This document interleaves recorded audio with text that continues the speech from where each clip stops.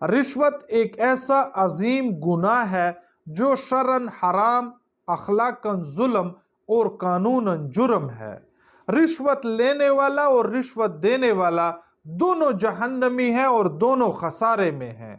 حدیث شریف کا مفہوم ہے کہ جو قوم اس گناہ میں مبتلا ہو جائے وہ دشمن سے مرعوب ہو جاتی ہے۔ اسی طرح حضرت عبداللہ ابن عمر رضی اللہ تعالی عنہ سے روایت ہے جس کا مفہوم یہ ہے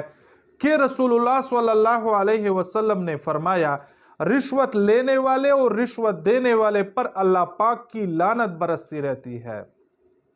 اب اس حدیث شریف میں اللہ پاک کی لعنت سے مراد یہ ہے کہ ایسے شخص کے اوپر اللہ پاک رحمت نازل نہیں فرماتے، اور رسول اللہ صلی اللہ علیہ وسلم کی لعنت سے مراد یہ ہے کہ رشوت خور انسان بروز قیامت وہ رسول اللہ صلی اللہ علیہ وسلم کی شفاعت سے محروم ہوگا۔ تو کتنا بدنصیب شخص وہ ہوگا جو رشوت خوری کی وجہ سے اللہ پاک کی اور رسول اللہ صلی اللہ علیہ وسلم کی لعنت کا مستحق بن رہا ہے۔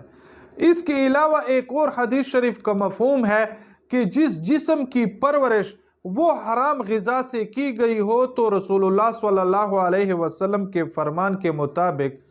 ایسے جسم کے لیے جہنم کی آگ ہی بہتر ہے۔ رشوت کے حرام ہونے پر پوری امت متفق ہے، لیکن بدقسمتی سے ہمارے اسلامی جمہوریہ پاکستان میں ہر طرف رشوت خوری کا بازار گرم ہے۔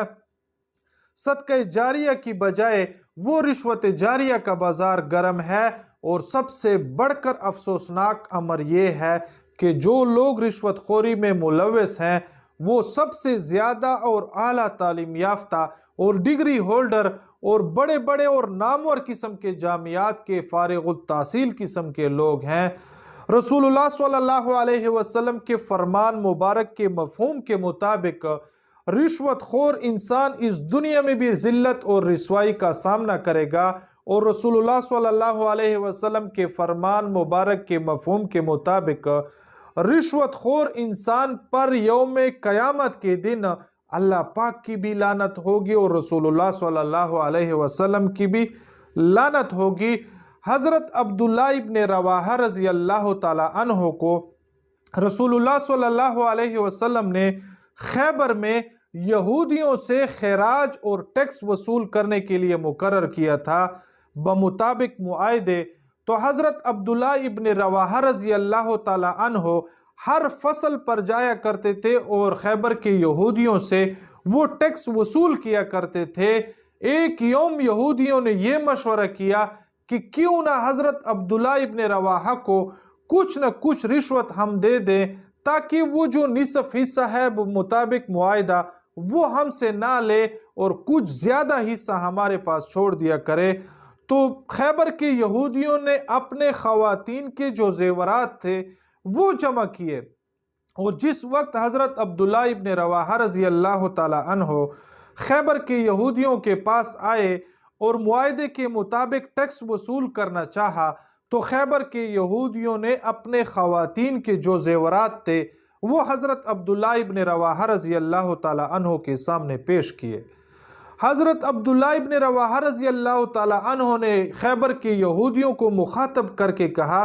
کہ یہ کیا ہے، میں تو فصلوں کا ٹیکس لینے آیا ہوں۔ تو خیبر کے یہودیوں نے مشترکہ طور پر حضرت عبداللہ ابن رواحہ رضی اللہ تعالی عنہ کو کہا کہ یہ تمہارا انعام ہے اور یہ تمہارا جو ہے یہ تمہارا ہدیہ ہے، آج کے بعد آپ ان کے عوض ہم سے جو جزیہ اور ٹیکس لیتے ہیں اس میں ہمارے ساتھ رعایت کریں گے۔ تو اس پر حضرت عبداللہ ابن رواحہ رضی اللہ تعالی عنہ نے یہودیوں کو مخاطب کر کے فرمایا کہ اے یہودیوں، اللہ کی قسم خدا کی اس سرزمین میں آپ سے زیادہ میں بغض کسی اور کے ساتھ نہیں رکھتا، لیکن اس بغض کے باوجود بھی مجھے میرا ضمیر اس بات کی اجازت نہیں دیتا کہ میں آپ سے ظلماً طور کے اوپر اس رشوت کے جو زیورات ہیں وہ آپ سے وصول کر لوں، کیونکہ یہ ایک رشوت ہے اور رشوت جو ہے وہ حرام ہے۔ تو یہ تھے رسول اللہ صلی اللہ علیہ وسلم کے تربیت یافتہ اس کے ساتھی، لیکن رسول اللہ صلی اللہ علیہ وسلم نے تا قیامت آنے والے انسانیت کے لیے اپنا پیغام چھوڑا ہے، اور رسول اللہ صلی اللہ علیہ وسلم کے فرمان مبارک کے مطابق رشوت جو ہے وہ ایک ناسور ہے، وہ ایک لعنت ہے، اور وہ ایک عظیم قسم کا گناہ ہے، اور وہ جو ہے وہ اللہ پاک کو ناراضگی کا سب سے بڑا ذریعہ ہے۔ تو رشوت خوری جو ہے وہ شراب نوشی سے بھی زیادہ گناہ ہے، کیونکہ رشوت خوری میں وہ حقوق العباد اور حقوق اللہ دونوں متاثر ہوتے ہیں۔ تو آج ایک ٹکوں کے لیے آج کا ایک بد نصیب اور بدبخت قسم کا انسان اور بدبخت قسم کا مسلمان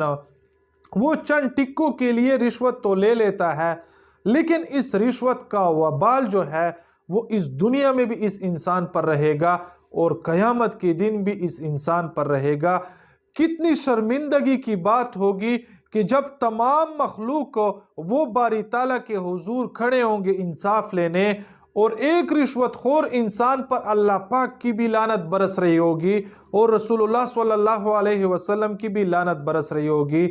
تو ہمارے اس معاشرے کو جو کھوکھلا بنا دیا ہے وہ اس رشوت جیسے ناسور قسم کے گناہ نے اور ناسور قسم کے جرم نے کر دیا ہے۔ آج اگر ایک حقدار اپنے حق سے محروم ہے تو اس کی سب سے بڑی وجہ جو ہے وہ رشوت خوری ہے۔ آج اگر ایک شخص مظلوم ہے اور اس کو انصاف نہیں مل رہا تو اس میں سب سے بڑی وجہ جو ہے وہ اسی رشوت خوری کی ہے۔ آئے ہم مل کر عہد کرتے ہیں کہ یا اللہ آج کے بعد جو ہے ہم نہ رشوت خوری کریں گے، نہ رشوت دینے والے بنیں گے اور نہ رشوت لینے والے بنیں گے۔ ہاں، ہمارے فقہا نے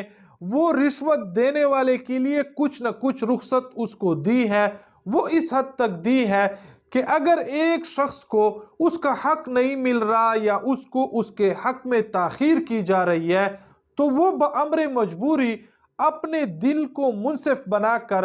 پھر اس رشوت خور شخص کو رشوت دے سکتا ہے، بصورت دیگر کسی غیر کے حق کو اپنے حق سمجھ کر لینے کے لیے یا کسی پر ظلم کرنے کے لیے یا کسی ناجائز چیز کو حاصل کرنے کے لیے وہ شخص جو ہے وہ کسی کو رشوت نہیں دے سکتا، کیونکہ اس صورت میں رشوت دینے والا اور رشوت لینے والا وہ رسول اللہ صلی اللہ علیہ وسلم کے فرمان کے مطابق وہ دونوں جہنمی ہیں، اور اس میں جس شخص نے دلالی کی ہوگی وہ شخص بھی اس فرمان کا مصداق ہوگا۔ اب اگر کوئی شخص مظلوم ہے، اب اگر کوئی شخص حقدار ہے اور اس کو اس کا حق نہیں مل رہا اور اس کو انصاف نہیں مل رہا تو وہ بامر اس شدید مجبوری کے اپنے حق کے وصولی کے لیے اور انصاف کے لیے اگر وہ رشوت کسی کو دے دے تو عند اللہ امید یہی کی جاتی ہے کہ اللہ پاک اس شخص کا مواخذہ نہیں کریں گے۔ ہاں، البتہ